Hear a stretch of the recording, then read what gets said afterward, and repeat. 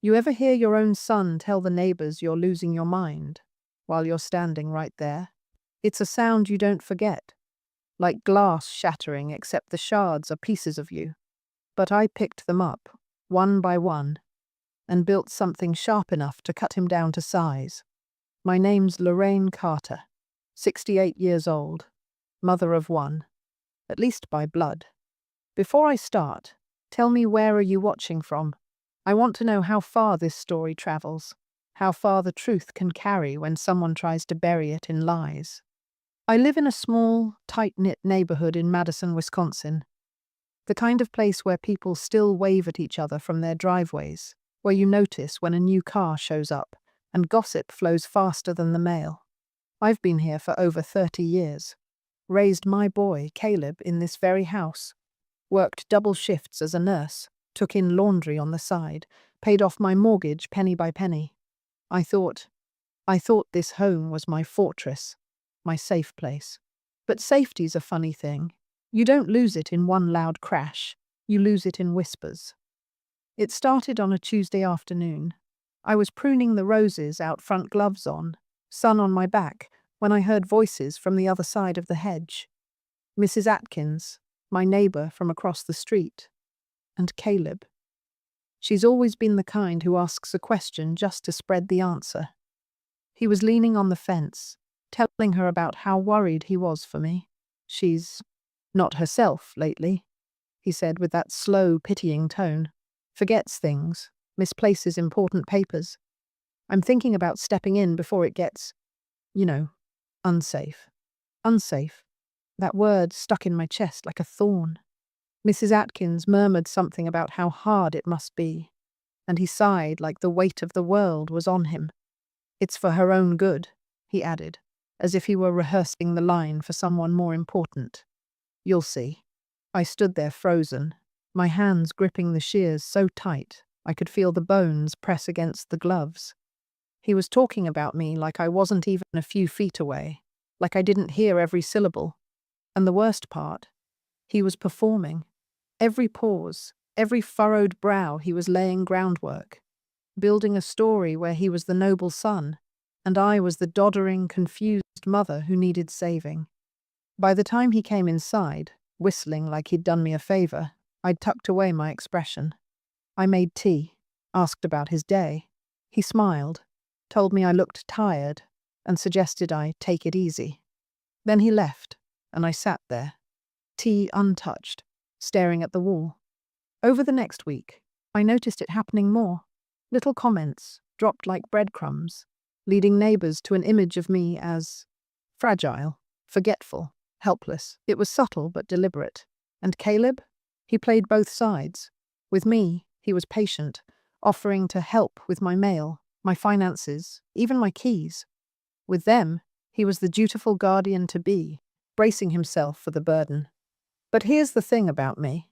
I've spent decades in hospital wards, watching people hide pain, watching liars convince themselves they were saints. I know how to see the truth beneath a smile. And I knew my son wasn't worried about my safety. He was circling something, waiting for me to falter so he could swoop in, not to protect me, but to take control. I didn't have proof yet, just a gut-deep certainty, and I've learned to trust that. So I started writing things down. Times, dates, what he said, who was there, how they reacted. Every whisper became an entry in a small leather notebook I kept in my nightstand. I didn't tell anyone, not even my sister Ruth, because this wasn't just gossip. This was preparation. I didn't know exactly what he was planning, but I knew this. When the time came, I wouldn't just defend myself. I'd make sure everyone watching knew exactly who he really was. And I already had the perfect audience. The shift was slow enough that if I hadn't been watching for it, I might have convinced myself it was nothing. But once you notice the way eyes linger a little too long, the way conversations cut off when you step into earshot, you can't unsee it. Mrs. Atkins stopped asking if I could join her for coffee. Mr. and Mrs. Delgado waved from their porch, but didn't come over like they used to. Even the mailman who used to drop by the back door for a chat started leaving envelopes at the front step without knocking.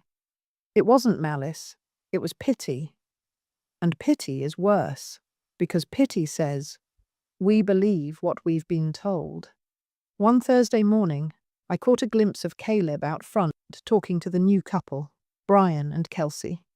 I couldn't hear the words, but I could read the performance in his body language. Shoulders hunched in concern, a slow, sympathetic shake of the head. At one point, he gestured toward the house, and both of them glanced at the front window. I stayed still behind the curtain, heart pounding.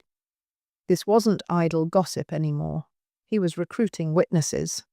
That evening, he brought over a folder. "Thought we could go over some bills together, Mum," he said, all smiles. "You know, keep things organized."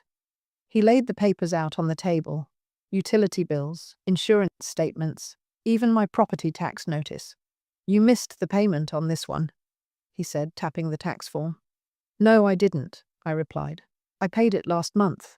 He gave me that look, the one people reserve for a confused child. "It's okay if you forgot. Happens to everyone." I wanted to slap the expression off his face. Instead, I excused myself, went to my desk, and returned with the stamped receipt from the county clerk's office. I placed it in front of him without a word. He blinked, glanced at the receipt, then shrugged. Well, mistakes happen on both ends. Just trying to help. But I saw the flicker in his eyes. That wasn't a mistake he'd stumbled into. That was a test. He'd been hoping I didn't have proof, that he could add another incident to his mental list. After he left, I sat at the table and thought about motive. Why go through the trouble of painting me as incompetent? There was only one answer that made sense. Control of my assets. The house, the savings, the pension, all of it. If he could prove I was mentally unfit, he could get power of attorney. And once that happened, everything I worked for would be his to do with as he pleased. The thought turned my stomach. Not because of the money, I've never been greedy, but because it was my son, the boy I'd carried, nursed through fevers, defended in schoolyard fights. The man I'd believed would be my ally in my final years. I could feel the edges of something hardening inside me, the soft, forgiving part that wanted to believe this was a misunderstanding was dying fast. That weekend, Ruth came by. She's my younger sister by 4 years, still sharp as a tack and twice as blunt. Over tea, she told me she'd heard from a friend that Caleb was talking to someone downtown about next steps for me. He didn't say it straight out, she admitted, but it sounded like legal stuff. My hand tightened around my cup. Like guardianship? Ruth's lips pressed into a thin line. "Lorraine, be careful. He's setting up a story, and once that story gets into the right ears, it's hard to erase." I already knew that. I'd seen enough patients lose their rights because someone whispered the right things to the right people, and I wasn't about to be one of them. That night, I opened my notebook and began a second column beside my notes. Potential witnesses. Every neighbor he spoke to. Every slip of paper he tried to organize for me. Every moment he tested the waters. I didn't just want to protect myself. I wanted to dismantle whatever he was building, brick by brick, in full view of the people he'd enlisted. And that meant patience, timing, choosing the moment when every single one of them would be looking directly at him. I knew the opportunity would come. I just didn't realize how perfectly it would deliver itself. The first real breach happened on a Monday morning. I'd gone to the bank to deposit a check from my old pension plan. Nothing large, just the annual adjustment payout, but enough to cover a couple months' groceries. When I handed my ID to the teller, she hesitated. "Mrs. Carter," she said carefully, "there's a note here on your account. It says your son, Caleb Carter, has been added as a joint holder. Effective last Friday." The air left my lungs. "That's not possible," I said. "I didn't sign anything." She tilted her computer screen slightly away, like she didn't want to be caught in the middle. "All I can say is, there's a signature on file." I asked to see it. When she turned the paper around, I almost laughed. Almost. The scrawl across the line was a crude imitation of mine, missing the loop on the L and crooked in a way my hand never would be. My fingers tingled. This wasn't just talk anymore. This was theft in slow motion. I asked the teller to print me a copy of the document.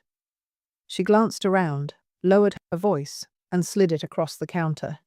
"If you need to dispute it, start soon," she said. "These things get harder once they're processed." I left the bank with the paper in my bag and a storm in my chest.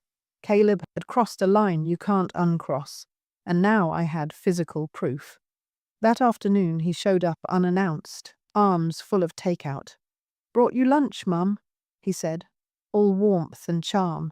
"Thought we could go over your utility bills while we eat." I set the bag on the counter and looked him in the eye. "You went to my bank."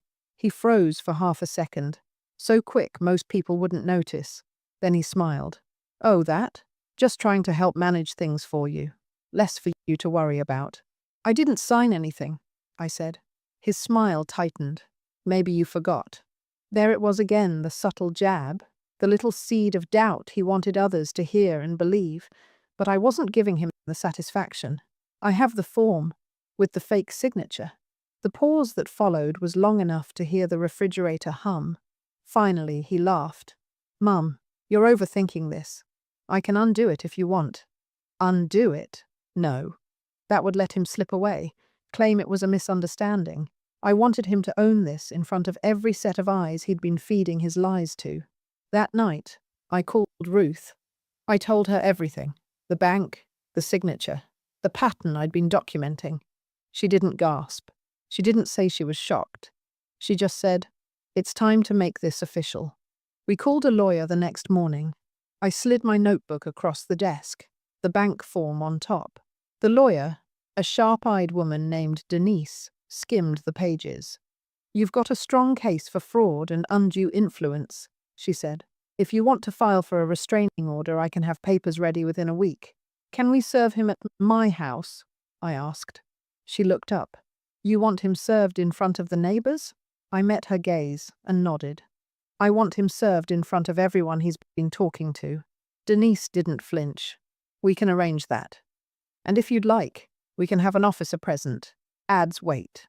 The plan took shape quickly after that.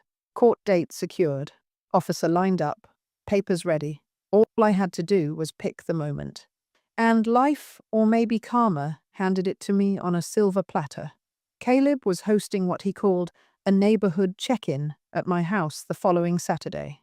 His idea, apparently, to discuss ways we can support Mum as she transitions into this new stage of life. The audacity almost made me choke. He'd already invited half the block. I told him I'd make lemonade, but in my head, I was already picturing the knock at the door. The days leading up to Saturday were a masterclass in keeping my face still. Caleb came by twice, each time with a fresh wave of helpfulness, rearranging my pantry, checking my mail before I could, even bringing over a binder labeled Mum's Household Management. He thought he was tightening his grip. In reality, every move he made just added another layer to my case. I busied myself with preparations, letting him believe I was grateful for his efforts. I baked cookies, polished the silver lemonade pitcher Daniel and I had received as a wedding gift, and arranged chairs in a semicircle on the front lawn. "Make it welcoming," he said, handing me a stack of printed agendas for the meeting. I took one look at the agenda and nearly laughed. It was titled, "Planning for Mum's Future Underneath, Reviewing Household Safety, Organizing Finances, Potential Assisted Living Options." Assisted living? For a woman who still shoveled her own driveway last winter and walked a mile every morning. I didn't challenge him. I just tucked the agenda into my apron and asked if he'd pick up more ice. As soon as he left, I called Officer Daniels, the man Denise had arranged to serve the papers.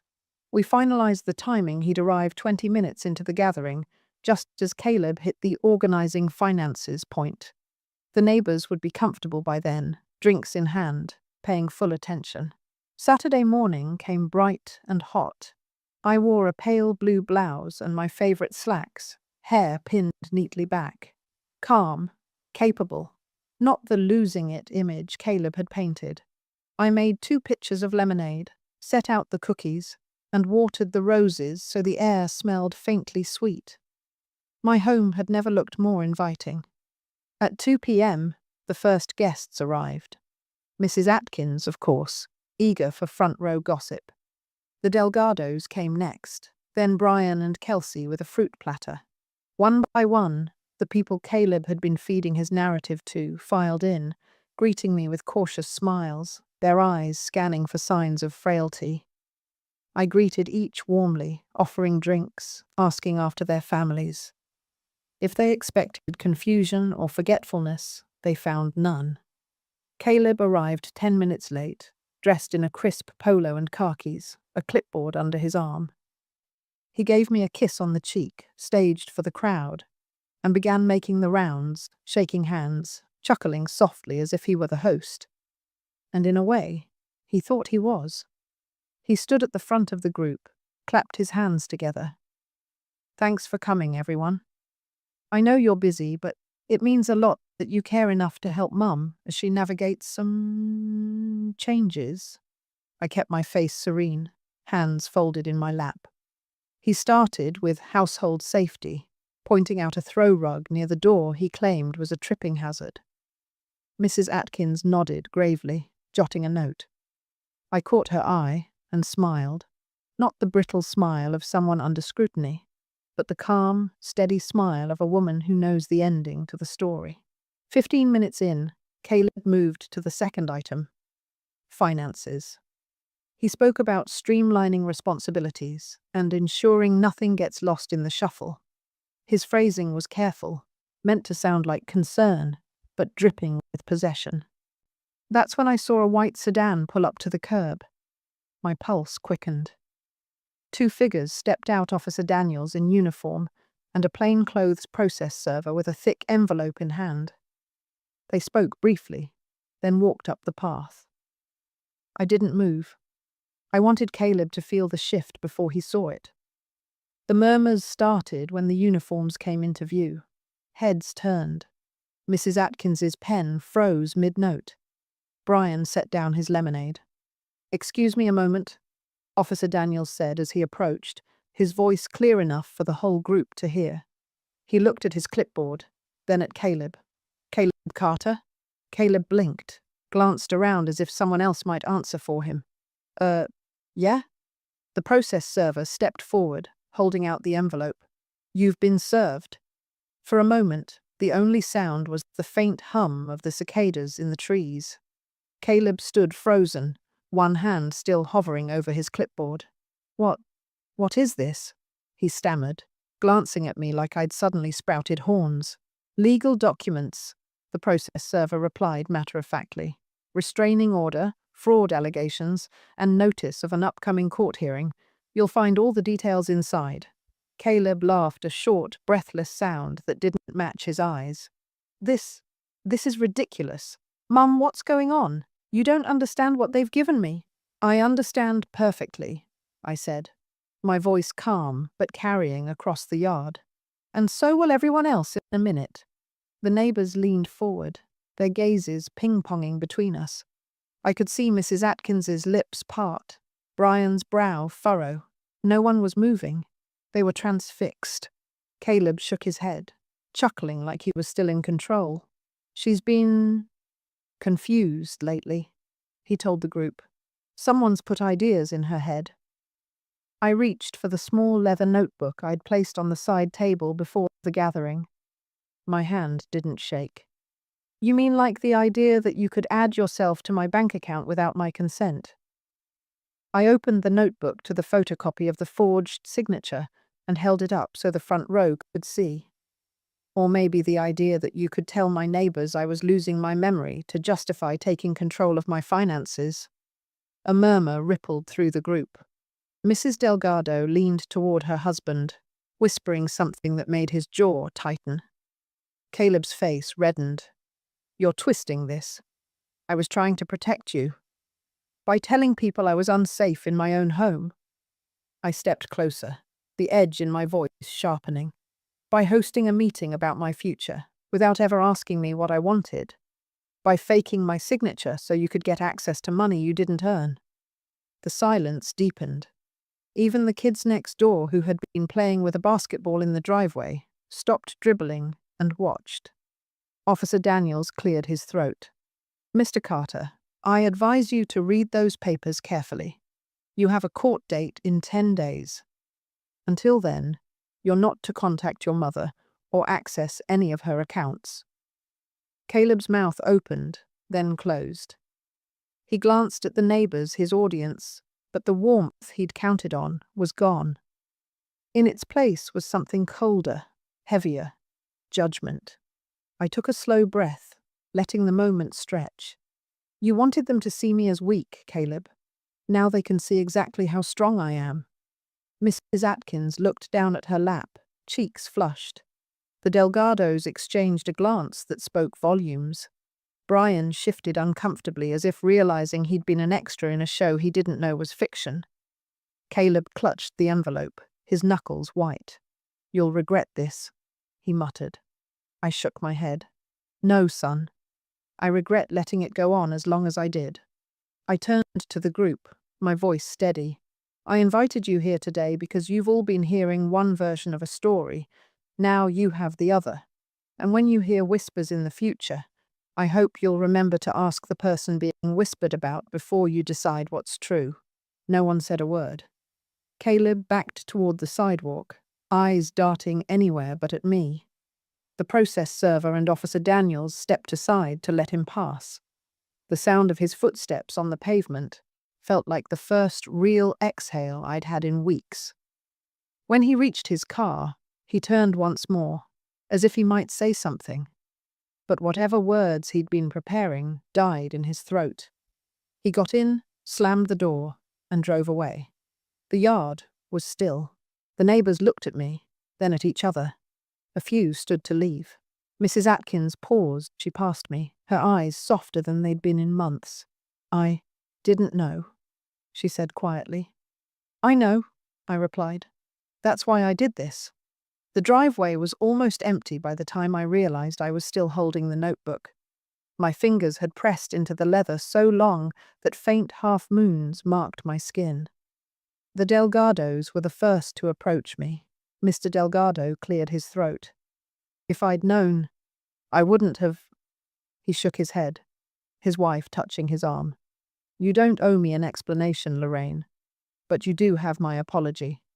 I gave a small smile. Apology accepted. Brian and Kelsey came next, the fruit platter still untouched in Kelsey's hands. "We didn't mean to," she began, but her voice faltered. Brian finished for her. "We just believed him. He seemed so convincing."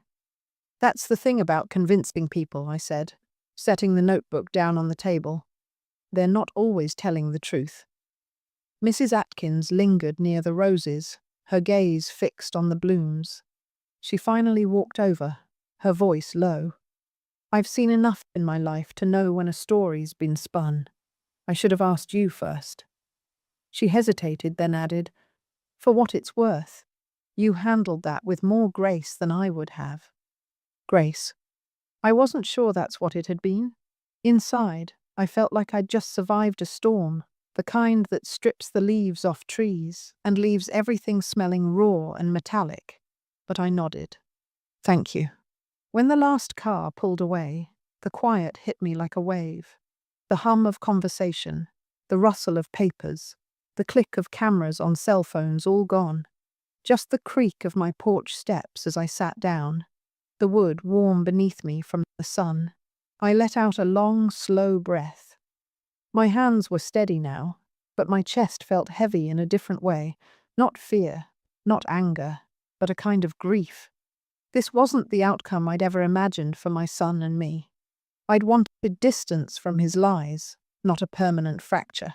But he'd made his choice, and I'd made mine.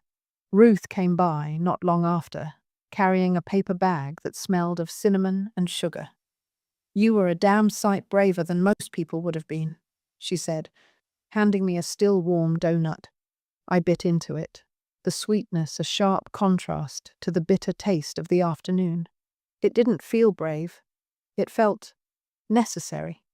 We sat in silence for a while, the occasional car passing on the street. "He's going to try again," Ruth said finally. "People like him don't just stop." "I know," I replied. "That's why I've got the court date, and why I'm not letting my guard down again." As the sun dipped lower, I walked to the edge of the yard, looking at the roses. A few petals had fallen during the commotion, but most stood tall, their stems straight, their blooms unshaken. I thought about how I'd pruned them earlier that week, cutting away the weak branches so the strong ones could thrive.